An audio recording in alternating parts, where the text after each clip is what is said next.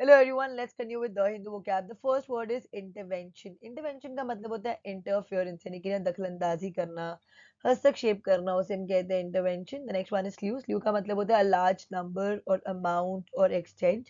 यानी कोई चीज़ अगर बहुत ज़्यादा बड़ी संख्या में होती है उसे हम कहते हैं slew. The next one is squatting. Squatting का मतलब होता है देखिए, अगर कोई खाली मकान पर या कोई खाली ज़मीन पर अगर कोई पर्सन जाके रहने लग जाए बगैर ओनर के परमिशन के यानी कि नाजायज़ तरीके से कब्ज़ा कर लेना, उसे हम कहते हैं squatting. The next one is entail. Entail का मतलब होता है टू मेक समथिंग नेसेसरी और टू इन्वॉल्व समथिंग यानी किसी चीज को आवश्यक बनाना, उसे हम कहते हैं entail. The next one is escheat. देखिए, अगर कोई पर्सन के डेथ के बाद अगर उसका कोई वारिस नहीं होता है तो उसकी जो भी संपत्ति होती है अगर वो राज्य को चली जाए उसे कहा जाता है एस्चीट यानी कि the reversion of property to the state on the owner's death without legal heir, उसे कहा जाता है cheat. The next one is encroach. Encroach का मतलब होता है advance beyond the usual limit.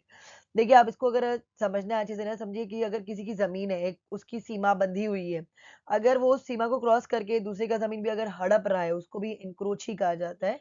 Next one is purport. Purport का मतलब देखिए, अगर आपको कोई झूठी बात अगर किसी को कन्विंस करना हो कि वो सच है तो आप ये वर्ड है ना परपोर्ट यूज करिएगा यानी कि when you want to convince people about something that might not be true.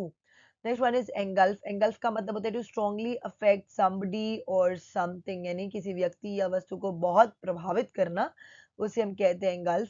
The next one is clamour. Clamour का मतलब होता है चिल्ला चिल्ला कर, चीख चीख कर, गुस्से में अगर कोई चीज मांगना, उसे हम कहते हैं क्लैमर.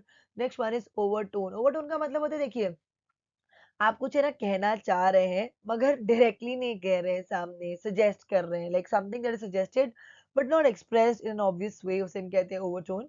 यानी कि परोक्ष रूप से ना कि प्रत्यक्षता से कही गई बात, उसे कहा जाता है overtone. The next one is lay down. Lay down ये एक फ्रेजल वर्ब है यानी कि स्थापित करना, निर्धारित करना, to officially establish a rule, उसे कहा जाता है ले डाउन.